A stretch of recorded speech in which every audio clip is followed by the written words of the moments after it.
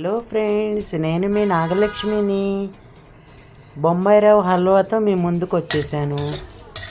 బొంబాయి రవ్వకి కావాల్సింది ముందు జీడిపప్పులు వేయించుకోవాలి. జీడిపప్పులు కిస్మిస్లు బొంబాయి రవ్వలో వేసారండి. ఈ బొంబాయి రవ్వలో కిస్మిస్లు కూడా వేసేసి నెయ్యి వేసేసి బూర్లు ముక్కుట్లో వేయించాలి. కొంచెం ఎర్రగా వేయించేసి ఒక పక్కన ఏం చేయాలి, నీళ్లు పెట్టుకోవాలి. ఒక డబ్బా రవ్వ అయితే, ఒక గ్లాసుడు రవ్వ అయితే ఇంకో 3 గ్లాసులు నీళ్లు పోసుకోవాలి. అలా పక్కన వేడి నీళ్ళు పెట్టాను. ఇందులోనేమో పంచదార, 1కి 1 పంచదార పోసేసుకోవాలి. వేగినాక రవ్వలో వేగాక పంచదార పోసేసుకోండి. 1కి 1, ఒక రవ్వ ఒక పంచదార పోసి అలా 2-3 సార్లు తిప్పండి. ఈలోపు ఈ నీళ్లు కాగుతాయి.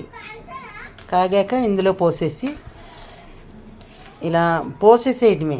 అందులో ఏమీ ఉండకట్టదు, ఏమీ కట్టదు. అలా పోసి తిప్పేసేయండి.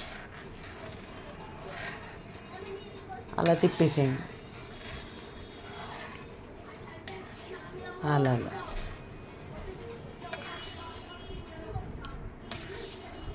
ఇది మామూలుగా అయితే మిఠాయి రంగులు అవి వేస్తారండి.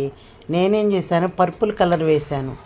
నాకు ఇష్టం పర్పుల్ కలర్ అంటే, అందుకని పర్పుల్ కలర్ వేశాను. చూడండి, బాగుందా? నచ్చిందా మీకు కూడా?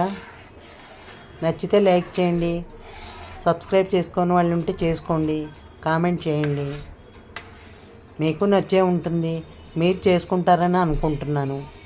ఒకసారి వీడియో అంతా చూసి ఎలా చేయాలో ఈజీగా అయిపోతుందండి. ఊరికే అయిపోతుంది అంతే. ఒక్క 5 మినిట్స్లో అయిపోతుంది. ఆ జీడిపప్పులు అందులో వేసేయండి. కిస్మిస్లు ఆల్రెడీ ఉన్నాయి అందులో, అంతే వేసేసేయండి. 2-3 సార్లు తిప్పండి బాగా. ఎందుకంటే అడుగడకుండా కొంచెం ఉమ్మగిలేదాకా చేసేసుకోండి. బొంబాయి ఇంతేనండి. నెయ్యి వేసుకోవాలి. ఒకసారి వేసి తిప్పేసి మళ్ళీ ఇంకో చెంచా వేసేసేయండి. అంతేనండి, ఎంత ఈజీగా అయిపోయింది. మీకు నచ్చుతుందని అనుకుంటున్నాను.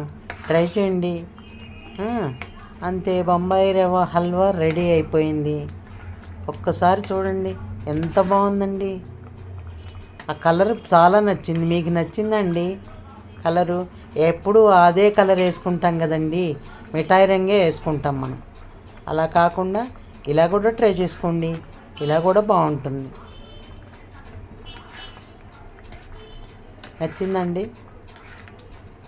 ఎంత బాగుందండి చూడండి. చూసేదానికి ఎంత బాగుందో చూడండి.